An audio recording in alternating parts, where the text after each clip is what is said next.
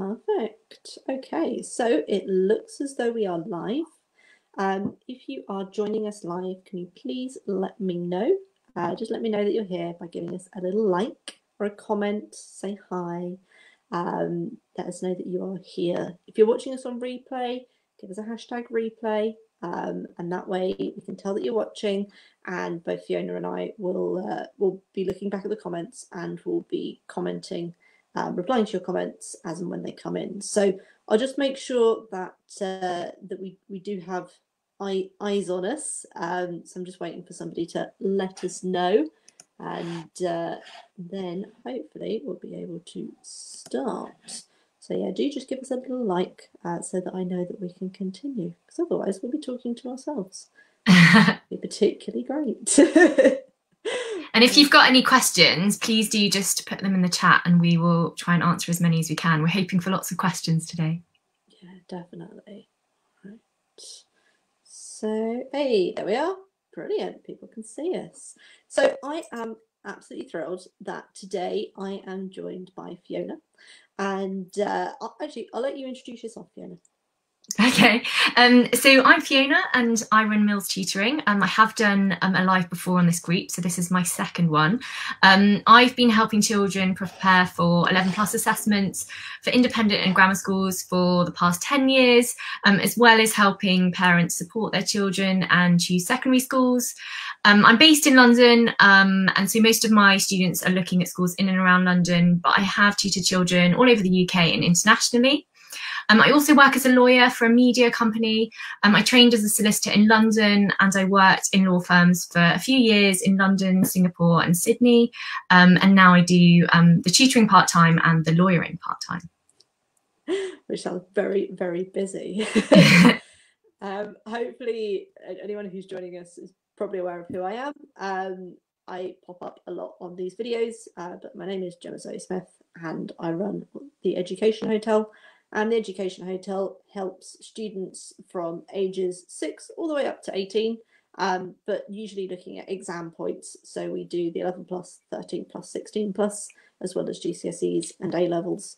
I think I've probably tutored about as long as Fiona. And again, mainly I focus on top selective schools. So for grammar, we're talking about things like QE or TEFNs, kind of really selective, and then the independent's fairly similar as well, but likewise again, used to be in London, now I'm in Oxford, but we mostly focus our 11+ kind of around London, Reading, looking at those types of areas. But again, with the Education Hotel, we have tutors who are all over the UK as well as online, so we do worldwide stuff as well.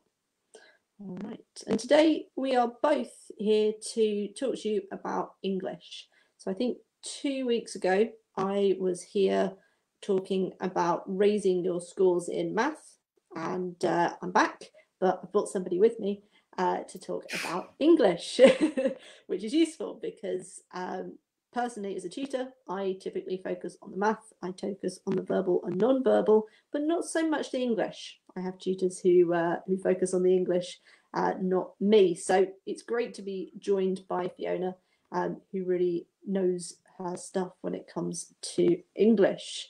And today what we're going to be talking about is that kind of common areas of struggle. So you might be watching this as a Year 5 parent, and you might be thinking, okay, you know, we've got a month and a couple of days until 11+. How do we really boost those scores? Just a couple of marks. Or you might be watching as a Year 4 parent and thinking, how do we think ahead? Like, what do we need to be doing as it gets to this time next year? And so we had a quick chat, and these are the areas where Fiona and I feel like it's probably the kind of common areas of struggle. Obviously, there are different ones for different pupils, and some of you might be reading this thinking, yep, one of those is very much my child, and we're going to go through each of those. Before we move on, Fiona, anything you want to say? No, do you think so? No. Okay. So main common areas of struggle for my pupils tends to be speed and that'll be too slow or too fast. Inference in comprehension. And we talk a lot about comprehension typically in the group, and inference comes up a lot. And the reason that inference comes up is it's somewhat the harder part of the comprehension. It's not pulling things straight out of the text. So we'll go through a little bit about inference.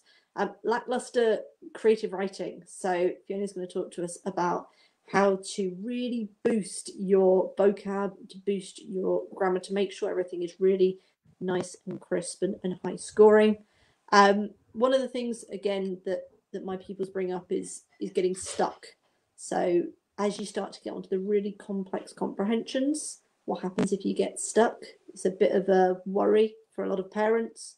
So what if my child just gets to the middle of a text and doesn't understand what they're doing? We can talk about that. And then confidence, because I think, as we say quite a lot on the 11+ journey, confidence can really make a difference in terms of marks. And I think we probably both, Fiona and I, are both familiar with the importance of going into an exam feeling confident and really feeling like you know what you're doing, whether that be in jobs as well. You really need to be confident, especially as a lawyer. You've got to be really confident about what you do.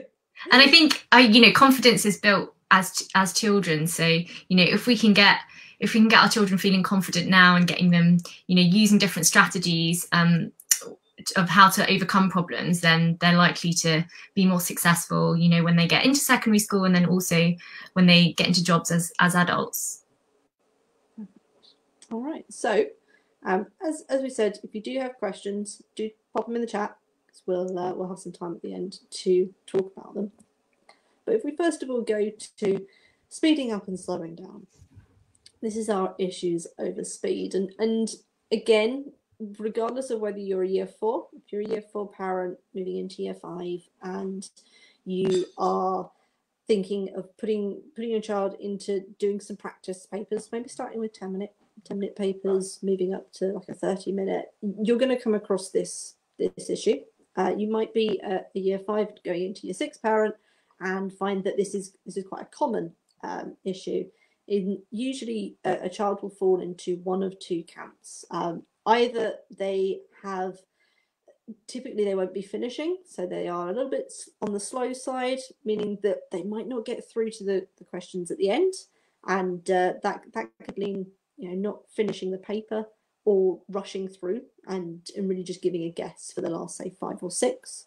Or it could be that they really rush the paper, they've got a lot of time at the end, but they struggle to check, and that means that they really need to slow down a little bit. So if you've got a child who is really rushing, and often this comes about because they started off slower and they needed to speed up, and what's happened is they've slightly overshot it, and they're now rushing through the paper. They're finding that they've got a lot of time, but when they go back, they might not be changing anything, might not be checking effectively, or might be checking something and then changing the things that they actually got right the first time, because that often causes a bit of doubt, especially in English. I think in math it can sometimes be easier to see where you've made a mistake. With English it can be a little bit harder, and often when it comes to comprehensions, I tend to find that you can do some elimination. So elimination like you would do with like VR or non-VR, but then there might be 2 or 3 answers. And 2 or 3 answers, that typically is the point where if I'm watching a student do an exam, I will see that they'll make a guess. And so they'll go, definitely not this one, definitely not this one, if it's multiple choice. But then they've got 3 to choose from, 3 kind of similar answers, and then they might just pick one. So that would be the point where I'd start working with the child to make sure that those 3 answers are actually being considered. So it's great that we've narrowed it down to 3, 1 in 3 chance, but can we narrow it down any further? Can we really think about each answer as opposed to just going, okay, I've got rid of 2 definite no's, but now I'm going to just make a guess. And often that comes up for my students in English, because we prepare on maybe longer answers, because one of the things that we like to do is kind of take students out of their comfort zone and into longer answer questions for comprehension. And then when they get to multiple choice, they feel like it should be much quicker. So if you do have a student, you have a child who is really rushing, do make sure that when they are going through the answers, they're not just getting rid of the 2 definite no's and then making a guess between the 3, that they really are considering each of those options. And the other part of that kind of rushing is, it's great to have the time at the end to check, but making sure that they are checking effectively. Sometimes I've come across students who will check and who will actually end up remarking the wrong answers. So they previously got it right, but then they've gone through and they feel like they have to change something because they're checking.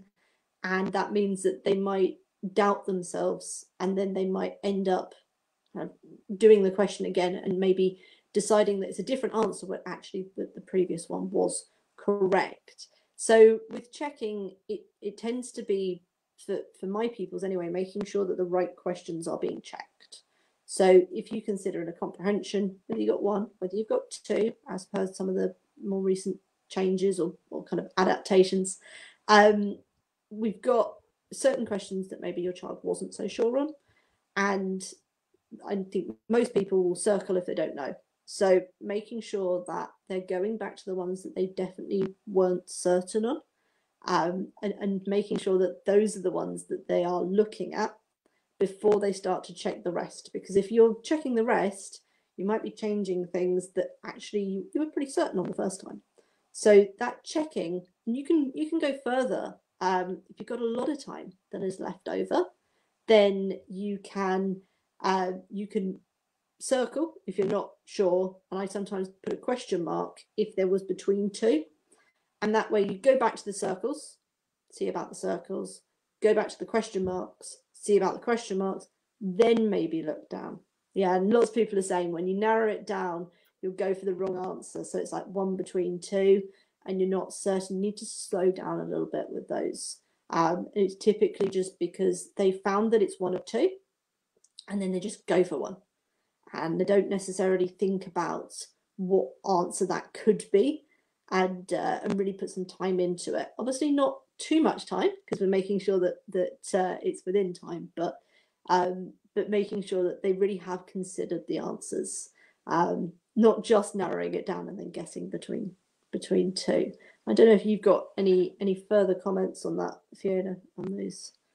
Not really. I think I was going to say that I think it's useful to have, a couple of levels of ones where, maybe they're really, really not sure. So those are the first ones they go back to. And then ones where they're, if they've got time, they then go back to those other ones. So with the question mark and the circling, I think that's a really good idea, because sometimes there'll just be a couple of questions where, they really did have to guess, and you really want them to go back and check those ones. And then there's ones where, they're pretty sure, but they're just not as 100% sure. And we want to make sure that they're checking those in the right order. Yeah, definitely. And also making sure that they know where they're not sure, because often something that if we've been teaching, okay, circle if you're really not sure, putting in that extra level, as you said, can be useful for a child, because then they can think in their mind, they can prioritize, and they can say, okay, well, this is one that I wasn't maybe 100%, so I'm not just going to whiz past it and go, yep, I've got the right answer. I am actually going to sit and think about it for a little bit. The opposite of this is the needing to speed up part. So this, again, I've got students who hit this at maybe a month or so to go. They're spending a bit too long on the paper, and they're not finishing. They've got 5 or 6 questions at the end. And if you're talking multiple choice, those 5, 6 questions at the end are worth the same as the ones that they are spending all the time on. And it is usually a reminder of that. So if you are doing a multiple choice paper where everything is worth 1 mark, and your child is spending 2-3 minutes on one specific question, well, that's 2-3 minutes at the end of the paper that they might actually be getting, and it might be the easier questions, the ones that they find easier at the end. And if they rush it, might be making silly mistakes. So with those, again, it's a circle, come back, but it's also encouraging them to make that educated guess. So narrow down, select, move on, but make sure you know you're coming back to it. And one of the things as a parent that I think you can do is to start to look at the ones that your child is circling and see, is it always a specific type of question that they're circling?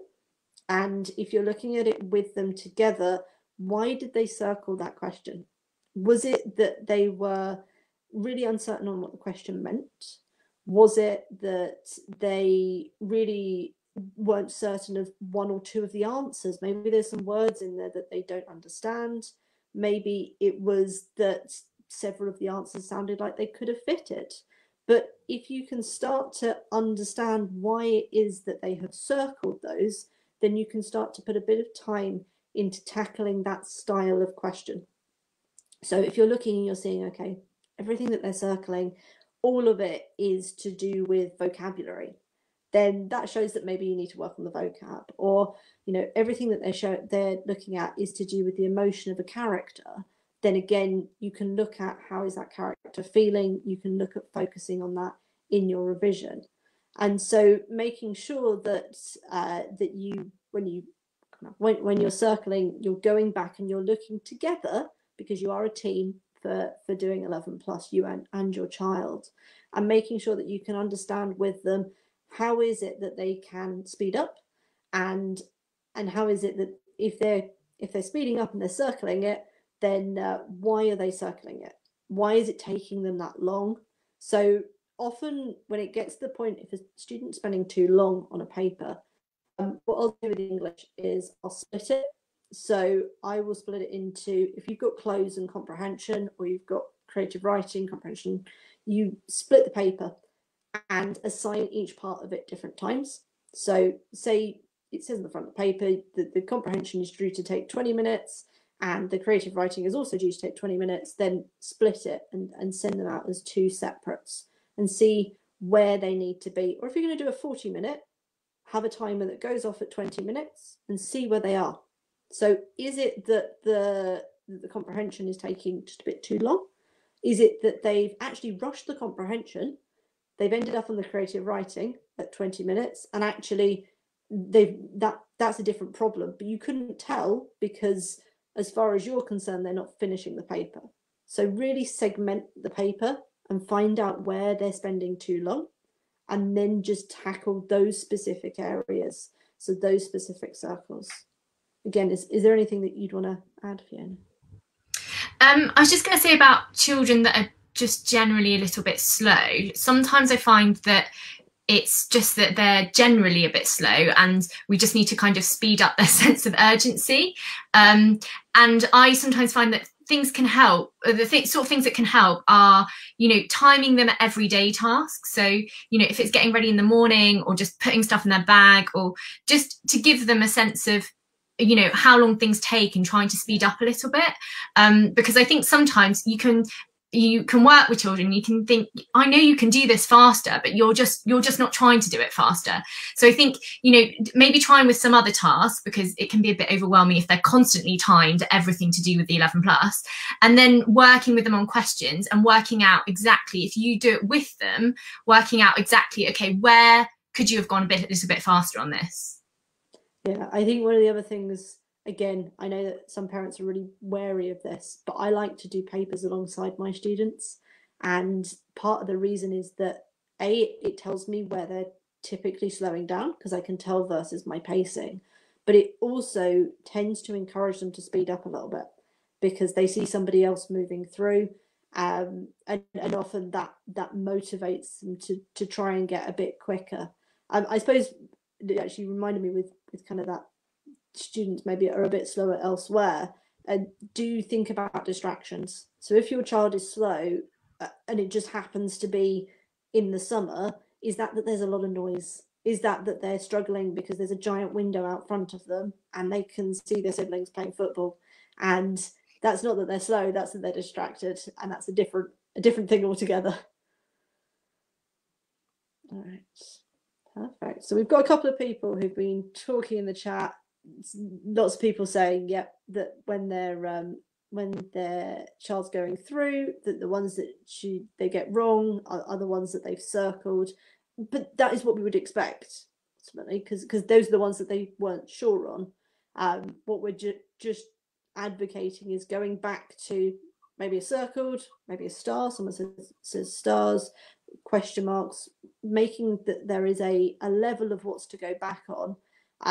But ultimately, as a tutor, I would expect the circled ones to be the most wrong, because those are the ones that a child has said, I'm not sure on the answer, so therefore that they're more likely to get those incorrect. But it is about them knowing that they can go back to them, especially if they've rushed through the paper and they've got time spare, then going back and really focusing on those. And in terms of using stars and using circles, I would say just make sure that your child knows what they're going to use before they start, make sure it's consistent, and just do something that's quick, the quickest thing that they can do, so that they're not wasting time drawing pictures next to whatever their questions are. Yeah, exactly. Making sure that they know that, okay, circles what I go back to first, and question marks I go back to if I've got time. That is useful, because then they're not just going through the paper going, oh, there's a mark here and I don't know what that necessarily means. Another people of mine used to fold over the page if they didn't know, they knew they wanted to go back to, because then they just had to go to where the folded page was and be able to look at it. But I think if you're circling maybe one per page, it's probably not worth it. So it's kind of each individual for a child. Typically, when we go through those circles, we find out that a large amount of it might be inference. And inference comes up a load on the 11+ journey. And just quickly, I suppose I wanted to go through some tips with inference. And we're in the summer holidays, so we've got a little bit more time to spend on inference. And really, inference, I've heard it described by other tutors as kind of being a detective, which is really true. It's finding out in the passage what did they mean, but they didn't say. And so I like to ask my pupils to do that elsewhere. So to do it whilst they're reading, I'll say, oh, what did that character want? What was their main goal during that football match? What do they really want to do? Okay, how can you tell? What type of language did they use? I do the same in summer holidays. So one of the best things I like to do with residential students is to sit down in a cafe and people watch. And it's really useful, because what we say is, when we're sitting down, we'll sit down, we'll have a cup of tea. And typically we'll talk about exams and we'll talk about technique, but we'll also watch people and we'll say, what do you reckon that person's doing? How can you tell? Oh, they're in a rush. How can you tell they're in a rush? Well, they're walking really quickly. What would you use? What word would you use? Brisk. Okay. So if you're walking briskly, then maybe you're running late. And what about that person? Oh, they're shopping. How can you tell? They've got lots of bags. So really, you're using that inference in day-to-day life. So really putting yourself into a character's shoes and putting yourself into a story means that when they see those types of interactions, they can then think about, oh, okay, I've seen this type of thing before. And other things that we do is we discuss why certain words or certain literary devices are used. So, for example, you wouldn't use raining cats and dogs in a horror, because it's a bit too jovial. It's a bit of a funny phrase. You wouldn't use it on something that was really serious. Instead, you might say that there was drizzle, or you might say something else. You might say that the sky was gloomy. You wouldn't use it if you were trying to be kind of a dark theme of writing. Likewise, if you wanted to describe a character as towering, you can think about, what does that make if you looked up and somebody was towering above you, is that a happy image, or is that something that's maybe a bit scary? And once you start to think about how the words are used and how the phrases are used, then you can put those into text. So that's the bit that often when we teach vocab, we teach, that Toward means one thing. but we don't necessarily think about why it might be used, or why you might use a certain simile, or why you might use a certain metaphor. So over the summer, start to think about people you see. You know, how would you describe the postman? How would you describe your siblings? How would you describe them? And why would you use certain types of words? Why would you use certain types of literary devices? What does that tell you about their mood? And again, then put it back into 11 plus.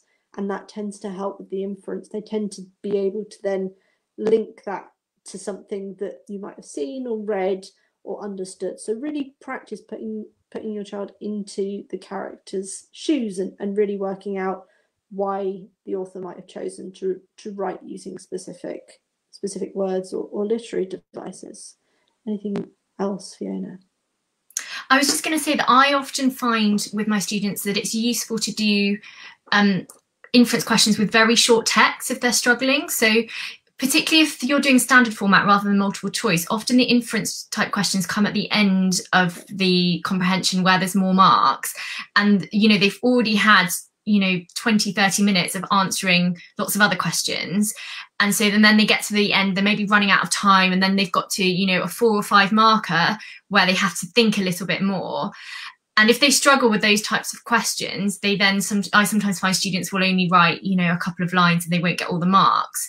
And so what I found helpful is to find very short passages where it's maybe not clear what's going on, and then just kind of, you can even do it out loud, or just writing, what's going on here, trying to think about the characters, trying to think about what literary devices have been used, why have they been used, in just one short paragraph. Doing a few of those can get your child into kind of the swing of answering those inference type questions, rather than throwing them in at the deep end with these papers where they tend to have a slightly longer passage, and then they've got to answer lots and lots of questions on that passage before they get to the inference questions.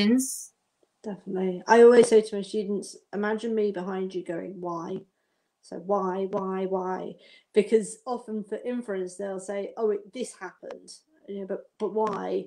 Like, why can you tell that? How can you tell that? Just tell me. And I'm always trying to say to them, why? Why is it that you think this? Like, what is there in the text that suggests it? Why? And that again is trying to get them to write a little bit more than maybe those couple of sentences for the standard answers. Definitely. So I think, yeah, inference is a skill to work on, definitely, and it's a skill that can be really focused on over summer, I think. All right. So upgrading creative writing, over to you. So the first thing that I just want to point out was just reading. I'm sure this is an obvious one, but trying to get your child to read as much as possible. Obviously, the more they read, the easier they're going to find coming up with their own stories. Try and encourage them to choose their own books as much as possible. There might sometimes be books that you would like them to read, but we want children to be enthusiastic about what they're reading, and the more enthusiastic they are, the more likely they're going to want to do it. So they're going to do it more frequently. So we really want to encourage our children to build an enjoyment of reading, get them to go to bookshops or libraries and pick their own books, talk to them a lot about what they're reading, build it into their routine, and then discuss the books with them. Ask them to summarize different sections. I mean, this can help with comprehension as well, but if they say read for 20 minutes before they go to bed, ask them what's happened, ask them to tell you about the characters, what the character's personality is, their feelings, ask them to describe the atmosphere of the setting. Just talk to your children about what they're reading, and about what you're reading as well. In terms, someone's just asked, which types of books do you think they should read? I mean, we ideally want them to read a range of different books, but I think particularly if they're reluctant to start with, we just want them to be reading what they want to read, and then we can kind of build them up to more difficult texts. There are a lot of lists. If you're looking at what sort of books you want them to be reading, there are lots of 11 plus lists that you can find online.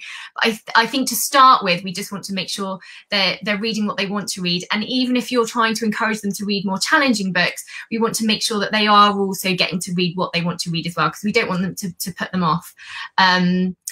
in terms of particular sets, yeah, look at the list online. You can get 11+ books, but I do think they should be reading a wide variety. Yeah, I'd say in terms of, also you can audiobook sometimes. So I know that a lot of children get really tired reading quite quickly. So again, to feed that interest, audiobook and follow along in the book. So if you're on a long journey and they get car sick, get on an audiobook for something, and again, pause the audiobook and ask questions around it. It's not as good, but ultimately it's something that will help when we're on summer holidays. And I think particularly for creative writing, you know, audiobooks are still going to stimulate their imagination, and that's what we really need for their creative writing. And I think it's good to talk to your children, you know, when they're halfway through a book or when they're coming towards the end of a book, speak to your child about what might happen next. You know, I think a lot of children struggle with how to end their story, and their story might come to quite an abrupt end. And talking to your child about, you know, the different options and then seeing how it actually ends can be something that can help them kind of come up with different endings themselves. The next thing is to start small. So if you've got a child who just doesn't want to write, and I think particularly if you haven't done a lot of practice and you suddenly start doing papers and they've got half an hour to do a creative writing and they haven't had a lot of practice, it's a bit overwhelming, and often I find children are just like, I can't, you know, they just don't want to sit down and do it. So I think the first thing to do is to start small. Don't expect them to just sit down for half an hour and write an entire story. I think the first thing to do is to make up stories together out loud. And this is something that I recommend doing with, you know, children when they're very young. Make up stories together, you know, add a little bit, get them to add a bit.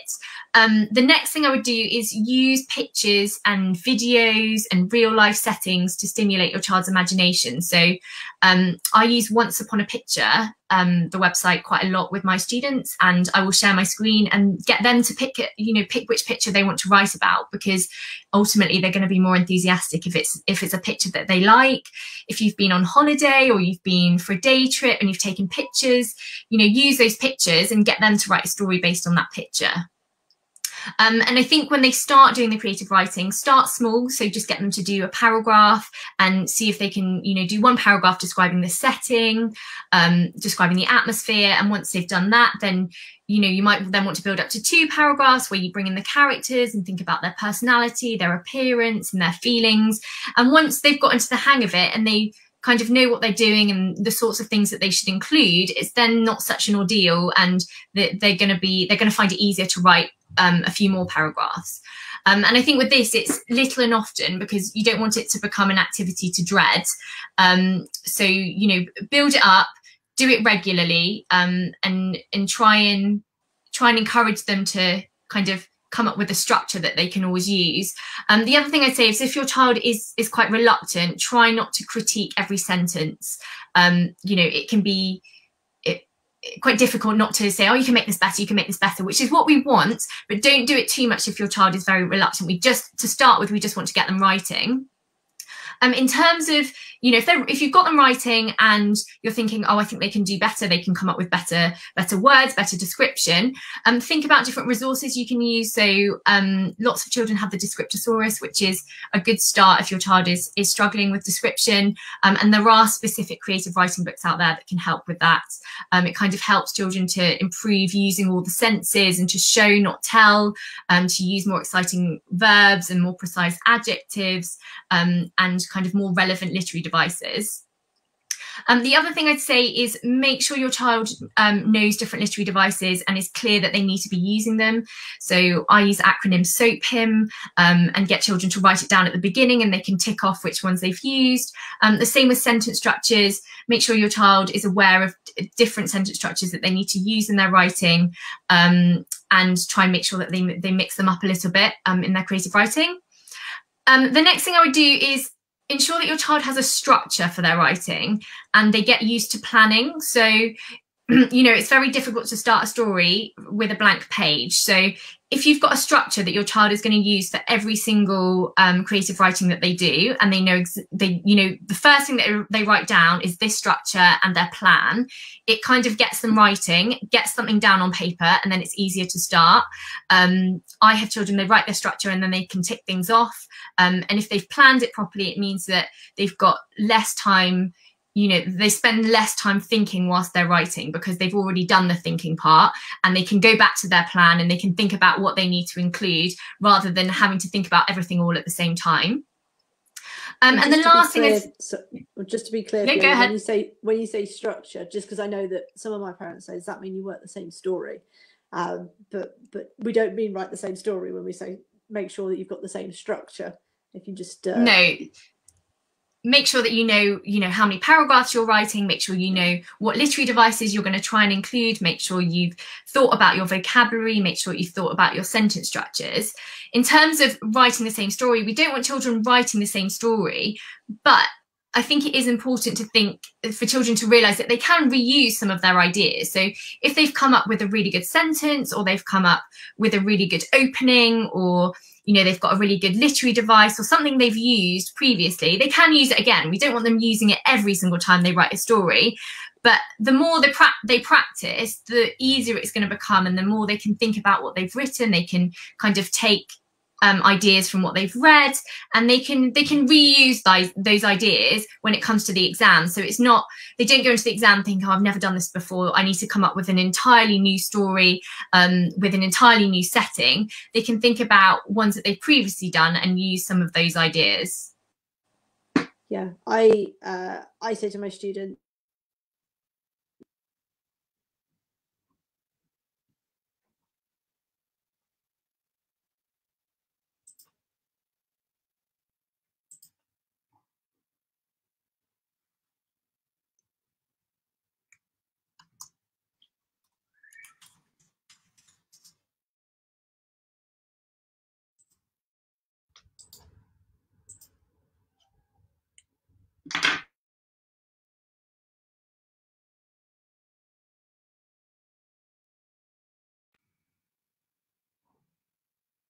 Yeah, I'm struggling to hear you as well, Gemma. I just took my headphones out because I thought it was maybe my headphones.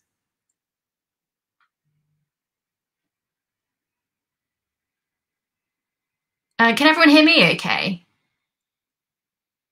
Can someone just post if you can hear me?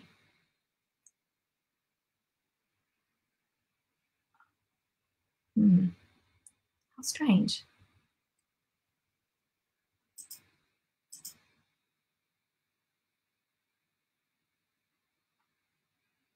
Oh, you can hear me. Okay, so it must be Gemma then.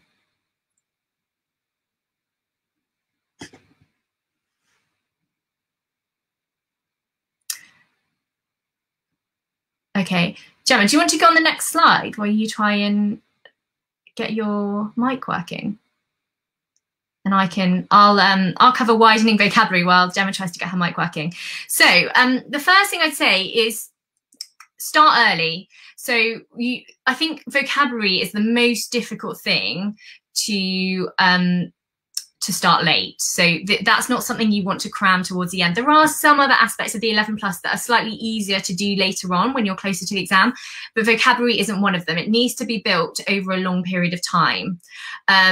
So try and start as early as you can with this. The first thing I'd say is try to include sophisticated vocabulary in your speech. So when you're talking to your children, try. Oh, I can hear you now, Gemma. I think that's working. Okay. There's just a little bit of feedback.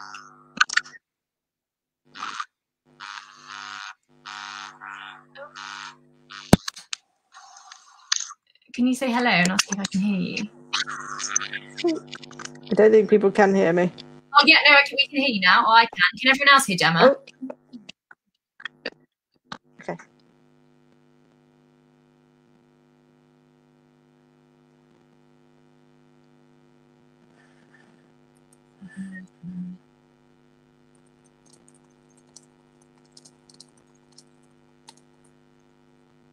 Well, I'll keep going because I can hear Gemma now. So hopefully everyone else can. So as I was saying, just try and use complicated language when you're talking to your children, you know, when you're in the car, when you're at home. The more you use words that are new to them, the more it will kind of go in by osmosis, and hopefully they will start using those words. I would encourage your child to start a vocabulary book if they don't have one already. So, you know, keep the notebook next to whatever book they're reading, and encourage them to write down new words, both from what they're reading, from words that they hear in everyday life, from anything from television, from anything, any new words that come up. If they write them down in their vocabulary book. In terms of looking them up, obviously, you may not want to always be looking at words in the dictionary while they're reading, because it kind of disrupts it. But I would recommend that once when they go back to their vocabulary book, they do look up all the words in an actual dictionary rather than online. It kind of helps them, you know, with other skills that are going to help them with their 11 plus. Check their pronunciation of the words. See if they can find the root of the words. So when they've got these new words, they look them up in the dictionary, see if there's a root. So an example would be, you know, ambi means both. So that will help them work out what ambidextrous means, what ambiguous means, what ambivalent means.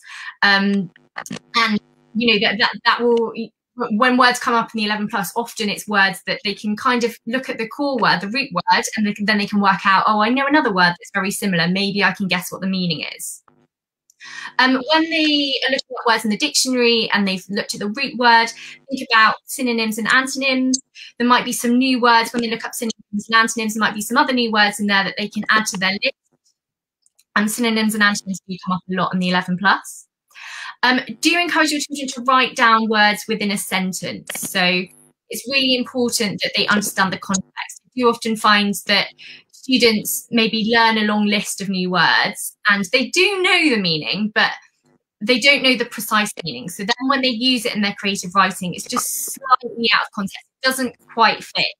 So it's important that your child knows exactly what the precise meaning is so that they can use it properly in its context. You know, once your child has learnt some new words, challenge them to use them in everyday life, because that will then really tell you whether they really understand what it means and if they're using it in the right context. If they're not using it in the right context, then you can correct them and you can go back to the meaning and you can come up with some new sentences with it in the correct context. Other ways you can come up with new words is, you know, when your child is reading comprehension passages, you know, read them out loud, get them to pick out words from the passage that they don't know, or if you think there are any words in there that they don't know, ask them what they mean. Sometimes I find that children, I'll pick up a word and I say, do you know what that means? Like, yeah, I know, I definitely know what that means. And then you ask them to give you another sentence with it in, and they don't actually really know what it means, even though they think they do. So I think it's worth asking them what they don't understand, but also you picking out a few words and seeing if they understand them. Cover all words that come up in any books or test papers that they're doing. You know, a good way to build a good 11 plus vocabulary list is to just, you know, if they're doing the bond papers or CGP papers, or they're doing the, you know, they're further on and they're actually doing actual papers. If there are any words that come up that they're getting wrong, write them in their vocabulary book. Revisit them really, really regularly. So again, little and often is best.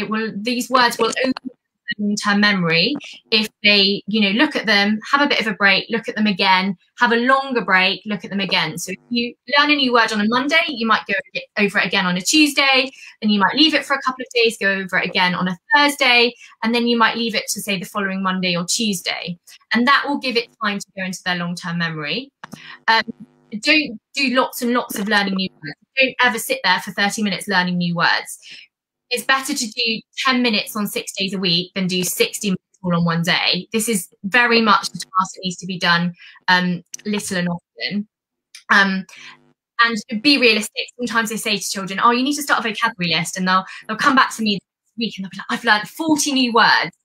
But actually, that's not realistic, is it? Because, you know, they might have gone over 40 new words. They might have heard 40 new words, but they're not going to remember them all. So set realistic expectations. You know, 1 word a day is quite a lot when you've got 3 weeks into it, because that's 21 new words.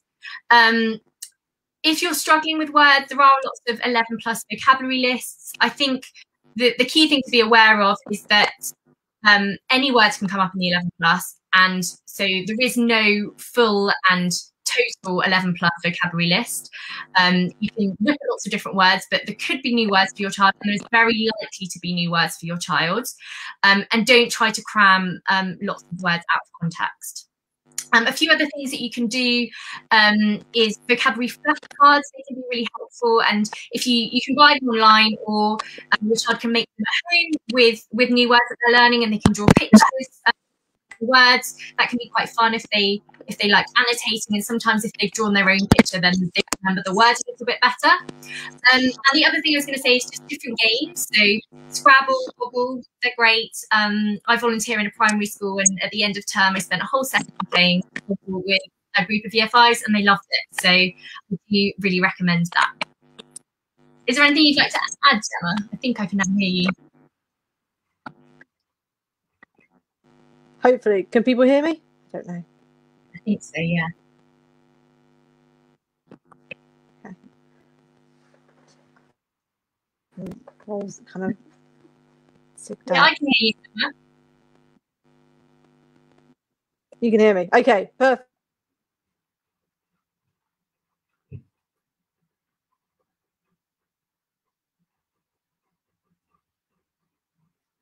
Oh, Gemma's frozen now for me.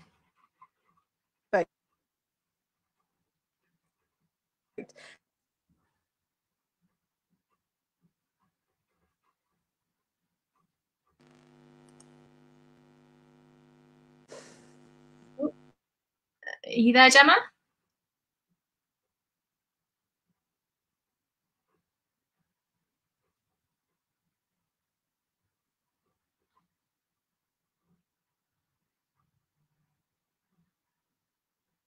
Oh, do you want to go on the next slide? I can't. You just cut out for me a little bit there.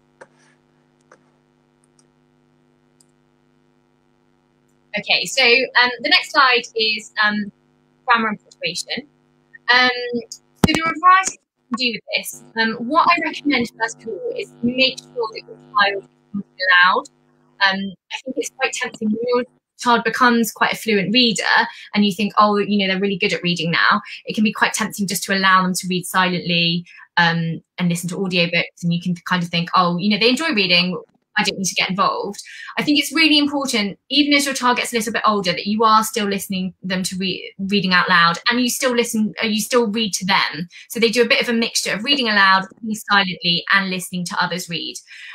This is really important because I think, you know, when they listen to others read, sometimes adults tend to go a little bit slower and read with a little bit more passion.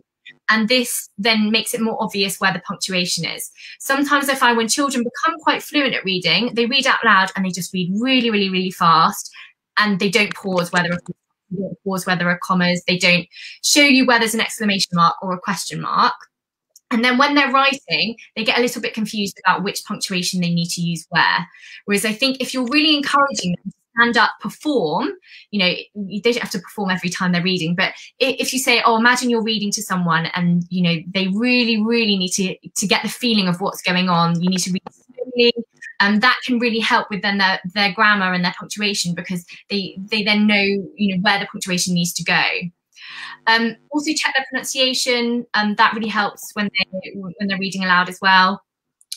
Tenses is a big one that I find happens with creative writing. You'll find that a child starts their story in the past tense, which usually if they're writing a story, I recommend starting, and then they'll switch to the present tense, and they'll switch to the past tense, switch to the present tense, and they won't realise that they're doing that. So I think reading aloud really, really focuses the child, and they realise when they shouldn't be switching tenses. If they're switching tenses in their creative writing, get them to read it aloud to you. I often recommend, once they've done some writing, to read it out loud, and then they often realise where they've gone wrong. When they're speaking, so just in everyday life, if they're speaking to you and they make a mistake with their tenses, then correct them, so that, you know, if they use the wrong word, or if it's an irregular verb and they put an ed on the end and they shouldn't have done, correct them if you can. Audiobooks can help with this, particularly if you don't speak English at home or English isn't your first language. Then if you get them to listen to lots of audiobooks, that will really kind of help them with that exercise. One thing that I find really helps sometimes is punctuating paragraphs that don't have any punctuation in them. So find some paragraphs, there are lots online, and get them to put the punctuation in. I find that works better than just doing the test papers where they've got the punctuation in and you have to pick out where it's in incorrectly. If you get them to do lots of paragraphs and putting the punctuation in, that can really, really improve their writing, but also improve them on those other questions. Or get them to write a paragraph, take all the punctuation out, and then a couple of weeks later, give them that paragraph again that they've written and get them to repunctuate it. I recommend focusing on one area at a time. So if, for example, apostrophes is a struggle, you know, children can get really confused with apostrophes. So explain how to do it, or get them to do a few exercises, leave it and then revisit it, and focus on one area at a time. For spellings, there are lots of high frequency word lists online that you can find specifically for the 11+. Make sure that your child, if they get something wrong, they copy it, they cover it, and then they write it out themselves. And I recommend, again, doing little and often. So if they get something wrong, go back to it the next day, then leave it slightly longer, and then go back to it, so that you know, after a couple of weeks, you can be sure that they then know how to spell that word. If they're making lots of spelling errors in their creative writing, I think it's important to work out if it's them just being careless or if it's that they're not spelling them correctly. I often find that children will make spelling errors in the creative writing that they wouldn't make errors on if I just tested them on spellings. So what you need to do is you need to encourage your child to check their work and find their own errors. You know, if they're not finding them, point out which sentence it's in and say, okay, there's an error in this sentence. Can you find the error? And often then they will be able to find it. Once they found the error, or if you need to point out the exact word, then ask them to spell it. Because often I find if you point to the word and say, how do you spell that word? They'll give it another go and they'll get it right. So it's really important to work out whether it's carelessness or whether it's that they can't spell the words. I had a student a few weeks ago and I said, oh, I think you've made some errors and I think you can correct these yourself. And he said, oh, my teacher usually does that for me. Well, we need to get the children to be their own teacher. Once they've finished writing, they need to be the teacher and they need to be able to correct their own work.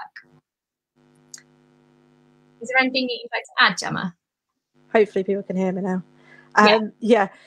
So with that punctuating paragraphs, it kind of links with that reading aloud, in that every time they're taking a long pause, they should know that there's a full stop. Every time that they're taking a breath or that they're making a little pause, they should know. So try and link the reading and the punctuating together so that they can tell, okay, this is what a dash looks like in terms of speaking. This is what a colon looks like in terms of speaking. This is why I'd use it, because I've used it when I've performed stuff. And that's performance can be very useful for learning punctuation, because sometimes it seems like it's just a load of dashes on a page. But if you start to really think about, okay, there's a colon there, that's the reason that I'm starting a list, or this is the reason that I'm putting this piece of punctuation in, so that it can sound like this when I speak out loud. That can be quite useful with the knowing where to put punctuation, knowing where to put pauses, and also to tell when it's wrong, because if you can read it out loud and it sounds wrong in your head, then it's likely that there's some incorrect punctuation. All right, perfect. So one of the things that we kind of discussed was the idea of what happens when you're confused. So sometimes, and this is a rarity, but sometimes in the really, really competitive schools, they'll give you a text that is not a traditional fictional text. It could be a newspaper article, it could be a poem, it could be Shakespeare, it could be any of those types. And it can often make a child confused, because if they come across a word or a sentence that they don't necessarily understand, then sometimes they can just stop and they freeze and they don't understand the rest of the paragraph. So do you think, and I think this has been mentioned before, about summarizing.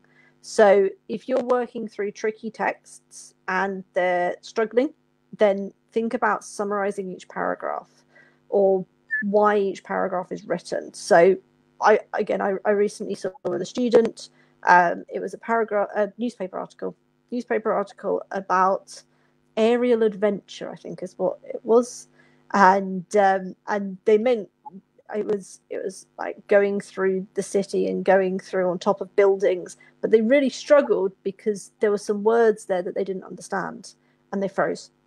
And what we did was work to summarize the paragraph and think about why it was written. If you're struggling with a sentence or a word, just miss it out, fill in your own one, and make sure see whether there is something that can be missed out. And then the last thing that I kind of focus on when students are confused is the who, the what, the where, the when, the how. So if you can explain that about a text, you've pretty much got the gist of it. So who's involved, what's happening, where's it happening, when's it happening, and how are they doing it? Then you've got the kind of the original understanding of the text. And it's likely that a student will get stuck. There might be a tricky word in there. There might be a phrase that they've not heard of. There might be something that's accented in speech, and it can often read weirdly. But that confusing part, it's likely to only be a couple of marks, whereas freezing and panicking about it is going to cost more marks. So I'll always say to a student, look, miss it out, move through the sentence, and then try and work out what that might mean, as opposed to just stopping and freezing and not necessarily understanding. Another thing I would say is that if there's a bit in bold at the top, make sure your child really, really focuses on that part in bold. Often they'll give you that because you'll have an extract and they're giving you some context. And sometimes I find children will quickly read that and then they'll get onto the main part because they think, oh, there's no questions about the bit in bold. The bit in bold is really, really key because that will probably tell you what's going on. So, I often say, if you're confused, read that a couple of times and that should really, really help you. Yeah. And always focus on what can be answered as opposed to what can't be answered. So if there is a tricky word, that word might be in the multiple choice of like, what does it mean? But the rest of it is not about that one specific word. So if you focus on that one specific word, it will throw you for the rest of the text. But otherwise, if you just accept, okay, I'm going to get, I guess what it means, or even I'm going to use the multiple choice and put it into that sentence to see if I know what it could mean, then you can move past and then you can focus on the rest.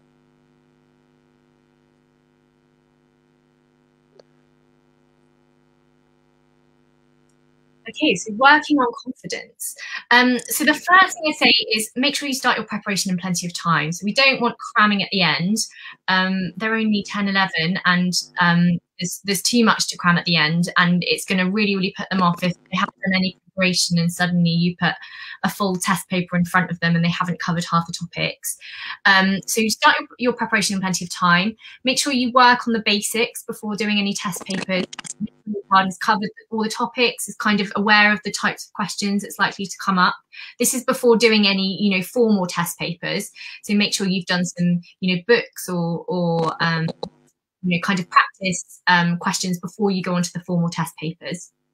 Try and build things up in chunks. So as Gemma was saying earlier, if you put an hour paper in front of a child and there's half comprehension, half creative writing, and they haven't really done a test paper before, then they're going to find that quite tiring. So I would definitely suggest to start with, do the comprehension on one day, then leave it, and a day or 2 days later do the creative writing. And once they've got the hang of doing a test paper, then you can get them to do a whole paper. I recommend practicing test papers from a range of providers. So formats can change, the types of questions can change, and it can change last minute, and we don't want children to be put off because they're only used to doing test papers. So try and get some practice test papers from a range of providers so that your child feels confident and feels prepared for kind of anything that's thrown at them. Make sure if you're practicing test papers, make sure your child understands where they went wrong in one paper before they do the next paper. I think sometimes there can be the tendency to do as many papers as possible because you think, oh, then they've covered all the papers and they know what they're doing. But actually, there's no point in doing lots of papers if they don't know exactly where they went wrong and they make sure that they don't make that same mistake in the next paper. And I recommend going over questions that they've got wrong more than once. So, you know, I did this right up when I was doing GCSEs, A-levels, university, law school.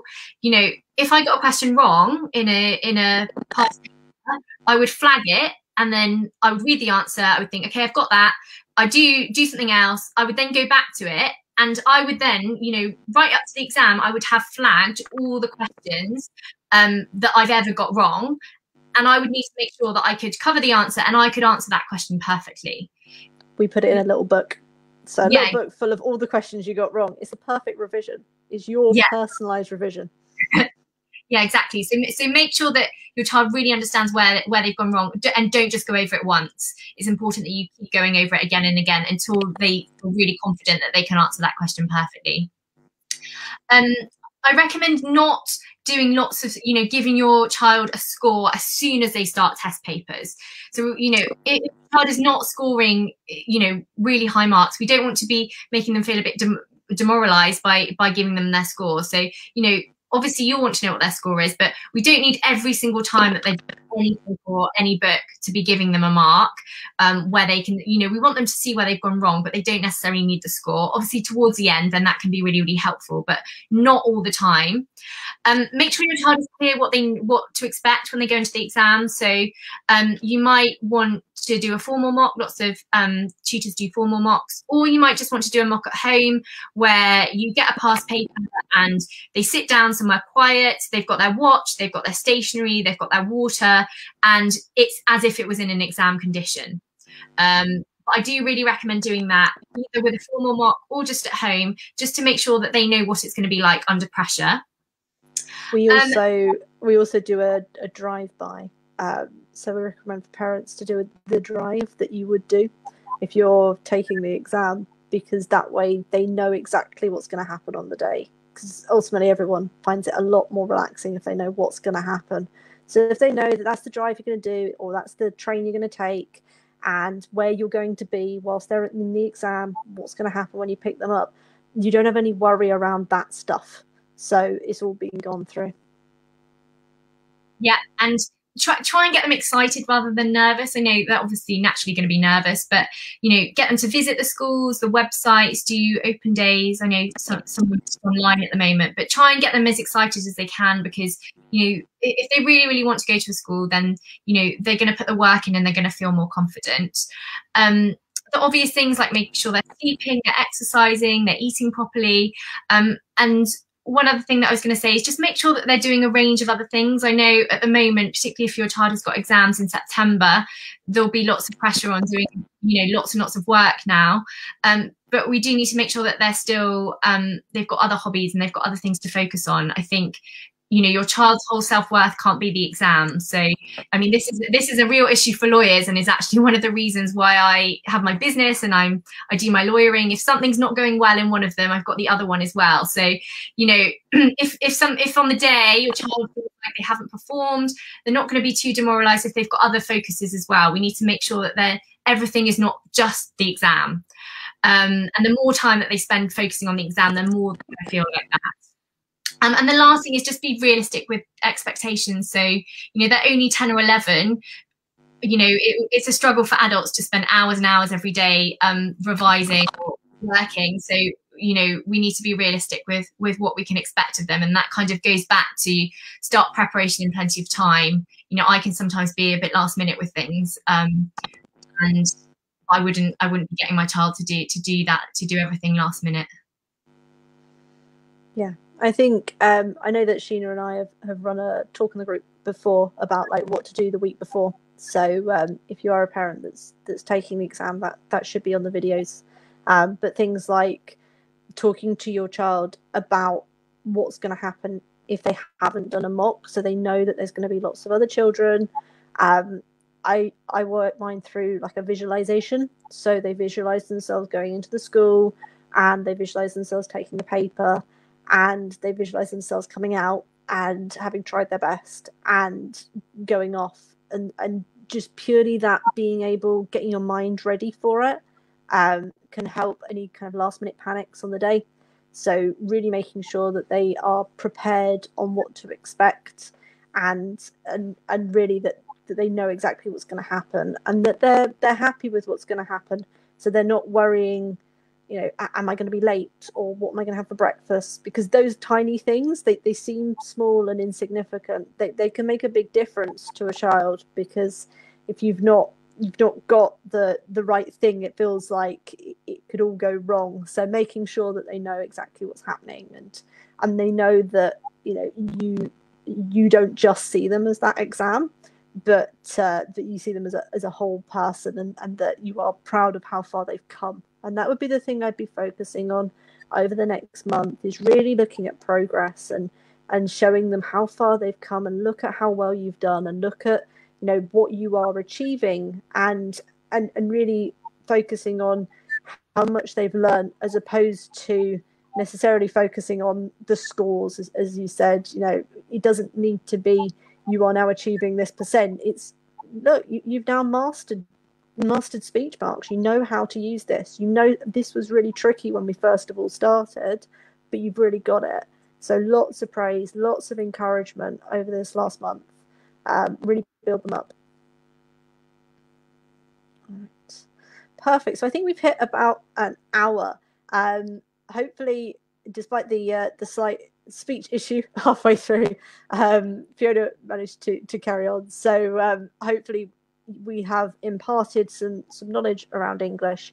As we said at the start, if you've got questions, write them in the chat, even if you're watching it on replay, and we can come and we can answer any questions that you have. One thing that, just before I'm aware, as it cut out, the thing that I was trying to put to the camera is, we've done a little book for our students, and it's got in it's around vocabulary. Let me see if I can find, here we are, it's got sentences where you fill in the gap. So this one here, where you would fill in the gap for the sentence. One of the things you were talking about was writing sentences and making sure that vocab is correct for the right sentence. So sometimes parents can, it's something you can do that's quite fun. You can write a sentence, they can find a word to fit in it, a bit like a jigsaw, but with words. So that was the last thing that I needed to say based on that kind of dropping out. But thanks ever so much, Fiona, for coming on. And do you want to tell everybody how they can find you, contact you, all of those bits? Yeah, so you can contact me on Facebook if you at Mills Tutoring, on LinkedIn, Fiona Mills, or just send me a message. You know, you should be able to find me. I'm one of the admin on the group now. Perfect. And again, I always say this at the end, but thank you very much, Saba, for letting us come on and letting us talk to everybody on the 11 Plus journey. I'm sure people know I run the Education Hotel, so I can be found. I can be found at the Education Hotel, or I can be found by emailing myself. I am pretty much everywhere on the internet, so hopefully people can find me and find the Education Hotel. Somebody has asked about that vocab book. It's the first draft of that vocab book. It will very soon be available for other people, but it is currently just an our students internal one at the moment. In about 2 weeks, it will be something I'll be talking about, but it's just going through some final tweaks. Right. Perfect. So I think we're done. And yeah, thanks Fiona. Thanks to Saba. And thanks everybody for listening. Thank you. Bye-bye. Bye.